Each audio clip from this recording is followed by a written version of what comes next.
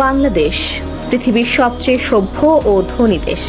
এখানে ভাইরাল হওয়া মানে অশিক্ষিত আর বেহায়ার জনপ্রিয়তা, জ্ঞান মেধা বা আশ্রম নয়। এটাকেই সফলতা মনে করে মাথা মোটারা। এখানে সরকারি হাসপাতালগুলোতে ডাক্তারের জন্য একজন অ্যাসিস্ট্যান্ট রাখা হয়, এদিকে অ্যাসিস্ট্যান্টের জন্য আরও একজন অ্যাসিস্ট্যান্ট রাখা হয় এবং ইন্টার্নশিপ ডক্টর দিয়ে চিকিৎসা করানো হয়। এখানে বাচ্চারা স্কুলে যাওয়ার বয়সে মিছিল মিটিংয়ে যায়, ক্লাস ক্যাপ্টেনের দৌড়ে নয়, এরা এলাকার পাতি নেতা হতে চায়।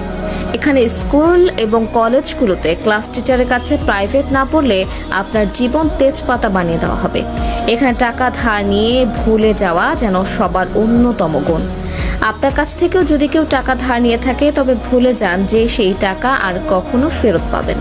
এখানে ছেলে মেয়ে একজন আরেকজনকে জানু মানু সোনা জান এসব বলে তাদের যৌবন শেষ করে দেয়, আর বিয়ে করে 40 বছর পার হয়ে গেলে এখানে দুজন গরিব মিলে আরো 5 থেকে 7 জন গরিবের জন্ম দেয়।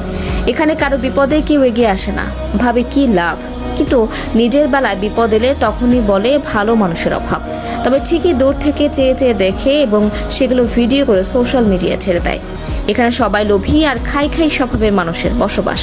যাকেই বিশ্বাস করে সামনে এগোতে সাপোর্ট করবেন, দুদিন পর তার কাছ থেকেই পাবেন কারাপশনের আওয়াজ। এখানে নিজের সমালোচনা বাদ দিয়ে অন্যের সমালোচনায় সবাই সারা দিন ব্যস্ত থাকে। এখানে শ্রমের যথাযথ মূল্য পাওয়া যায় না। এখানে শিক্ষিত মানুষ সম্মান পায় না। টাকা দিয়ে অসাধ্যকে সাধন করা যায় খুব সহজেই। মানুষ এক একজন নিজেকে ঈশ্বরচন্দ্র বিদ্যাসাগর মনে করে। ভিক্ষুকদের রমরমা ব্যবস্থা চলে। এখানে সবাই বড় হতে চায়, কেউ মানুষ হতে চায় না। এখানে মানুষের কথাই নেই সহানুভূতির গন্ধ। এখানকার মানুষ নিজে বাস থেকে নামতে চায়, নিজের বাসার সামনেই, কিন্তু অন্য কেউ নামলে বলবে বাস কি ভাড়া দিয়ে কিনে ফেলছে নাকি, বাস স্টপ ছাড়া থামবে কেন। এখানকার মানুষ নিজে নো পার্কিং প্লেসে বাইক বা প্রাইভেট কার পার্ক করবে, কিন্তু অন্য কেউ করলেই বলবে আহারে দেশের জনগণ রসাতলে চলে গেছে। নিজের ছেলে মেয়ে দোষ করলে সেই দোষ একদমই চোখে পড়ে না, কিন্তু অন্যের ছেলে মেয়ে দোষ না করলেও তাদের নামে কিভাবে বানিয়ে বানিয়ে কথা রটাতে হয় এটা একমাত্র বাঙালিই ভালো জানে।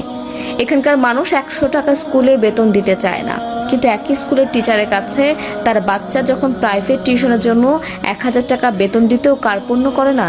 এখানে কেউ একবার পয়সাওয়ালা হলেই সে সুইজারল্যান্ডে ব্যাংক অ্যাকাউন্ট খুলে সেখানে জমা রাখে।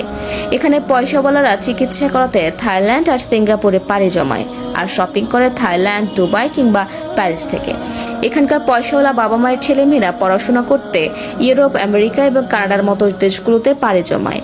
এখানকার মানুষ বাজারে গিয়ে কোনো প্রোডাক্টের বেশি দাম দেখলে বলে আহা এত বেশি দাম কেন।